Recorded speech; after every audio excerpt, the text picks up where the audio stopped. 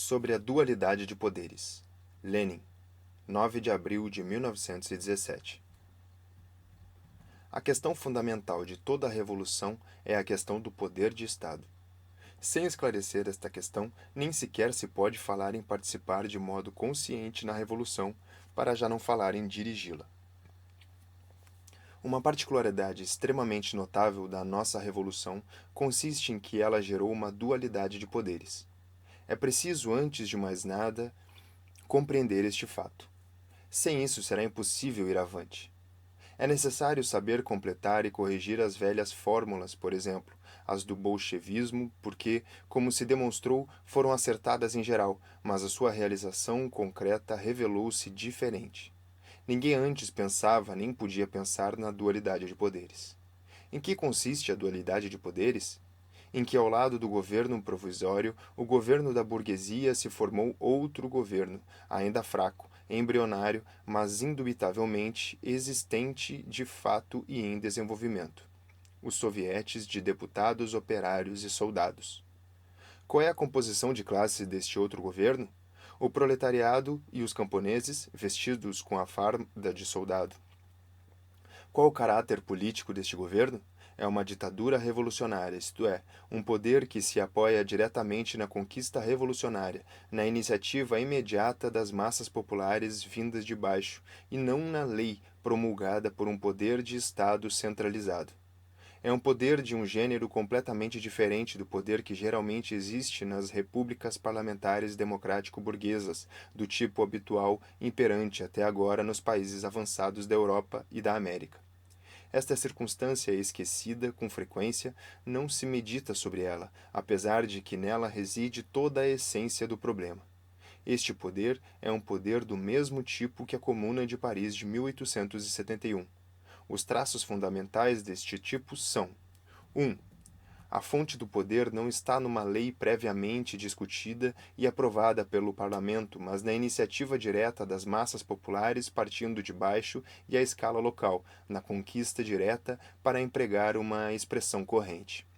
2.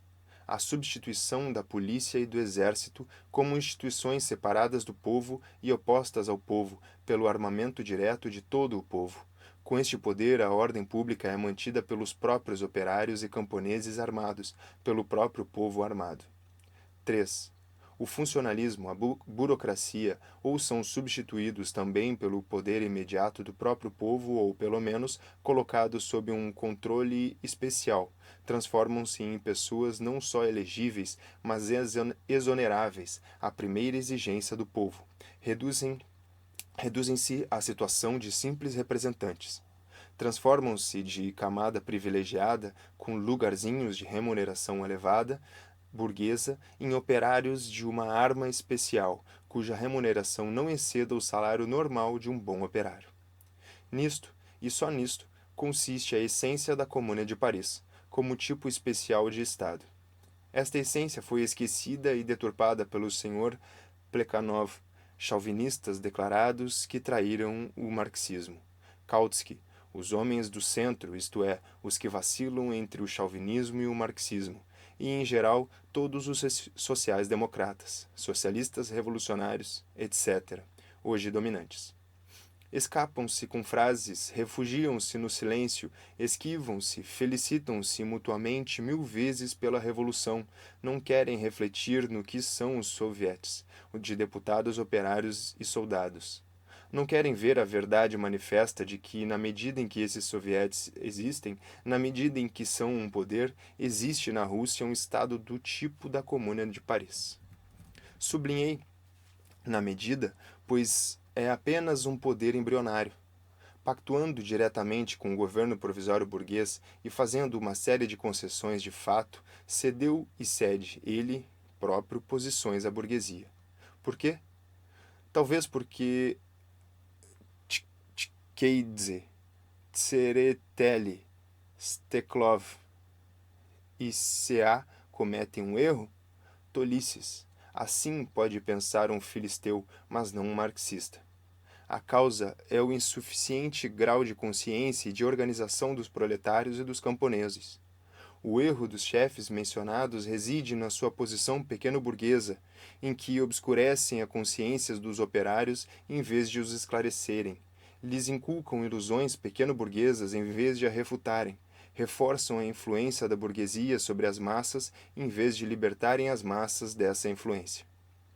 Daqui deveria já ficar claro por que é que também os nossos camaradas cometem tantos erros ao formular simplesmente esta pergunta: deve-se derrubar imediatamente o governo provisório? Respondo. 1. Deve-se derrubá-los, pois é oligárquico, burguês, e não de todo o povo. Ele não pode dar nem paz, nem pão, nem plena liberdade. 2. Não se pode derrubá-lo agora, pois sustenta-se graças a um acordo direto e indireto, formal e de fato, com os sovietes de deputados operários e, em primeiro lugar, com o principal soviete, o de Petrogrado. 3. De uma forma geral, não se pode derrubá-lo pelo meio habitual, pois assenta no apoio que presta à burguesia o segundo governo, o Soviete de Deputados Operários, e este governo é o único governo revolucionário possível, que expressa diretamente a consciência e a vontade da maioria dos operários e camponeses. A humanidade não criou e nós não conhecemos até hoje um tipo de governo superior nem melhor que os sovietes de deputados operários, assalariados agrícolas, camponeses e soldados.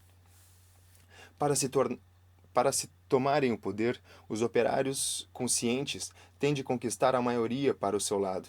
Enquanto não existir violência contra as massas, não haverá outra via para o poder.